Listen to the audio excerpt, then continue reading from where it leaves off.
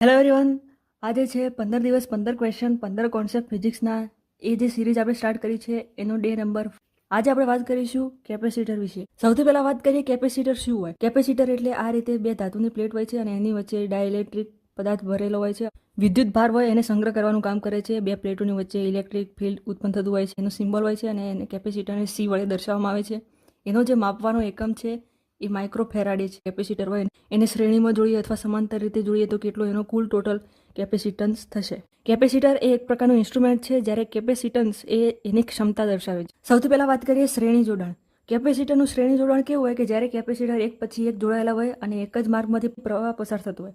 એટલે કે આ રીતે જોડાયેલા હશે. આ 3 કેપેસિટર જોડાયેલા છે, 1, 2 અને 3. અને અહીંયા જે આ પ્રવાહ હશે, વિદ્યુત પ્રવાહ, એ કેપેસિટર 1, 2, 3 ત્રણેયમાંથી સમાન રીતે એક જ માર્ગમાંથી પસાર થતું હશે.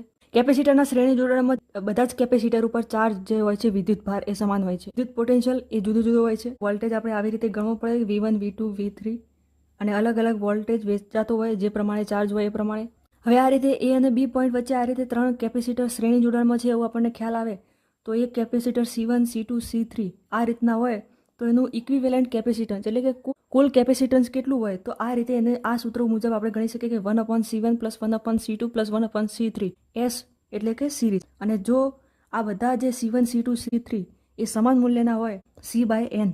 N એટલે કે કેટલા કેપેસિટર છે એની સંખ્યા. હવે સમાંતર જોડાણ એટલે શું? સમાંતર જોડાણમાં જ્યારે બધા કેપેસિટરના બંને છેડા એક જ બે બિંદુ સાથે જોડાયેલા હોય. હવે અહીંયા તમે જુઓ કે એ અને બી પોઈન્ટ વચ્ચે આ રીતે જે મેં કેપેસિટર ગોઠવ્યા છે એને સમાંતર જોડાણ કહેવાય. બેટરી જોડવામાં આવે આની સાથે તો વોલ્ટેજ ડિફરન્સ આવશે એ સમાન હશે. તો સમાંતર જોડાણમાં પોટેન્શિયલ ડિફરન્સ એ સમાન હોય છે પરંતુ ચાર્જ હોય અલગ અલગ હોય છે. સમાંતર જોડાણમાં 3 કેપેસિટરો જોડાયેલા હોય તો એનું ઇક્વિવેલન્ટ ટોટલ કેપેસિટન્સ કેવી રીતે મેળવાય તો C1 + C2 + C3 આ રીતે ડાયરેક્ટ સરવાળો કરવામાં આવે છે. અને જો બધા જ મૂલ્ય સમાન હોય જે કેપેસિટર છે C1, C2, C3, CP એટલે કે C પેરેલલમાં હોય ત્યારે એનું કુલ ટોટલ કેપેસિટન્સ NC જેટલું હોય.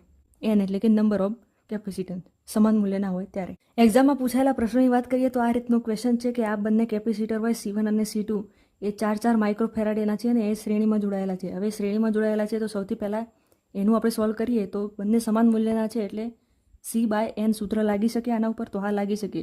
N = 2 અને Cની કિંમત કેટલી છે તો 4 છે તો 4/2 એટલે આનો જવાબ આવશે 2. તો આ આખાનો જવાબ આવી ગયો 2. તો 2 અને 4 આ બંને કેપેસિટર સમાંતર જોડાણમાં છે તો આનું કુલ ટોટલ કેપેસિટન્સ કેટલું થાય તો સમાંતર જોડાણમાં તો સરવાળો જ કરવાનો હોય તો 4 + 2 = 6 એટલે 6 જવાબ આવશે, 6 માઇક્રોફેરાડે. મળી આપણે નવા વિડીયોમાં. Thank you very much.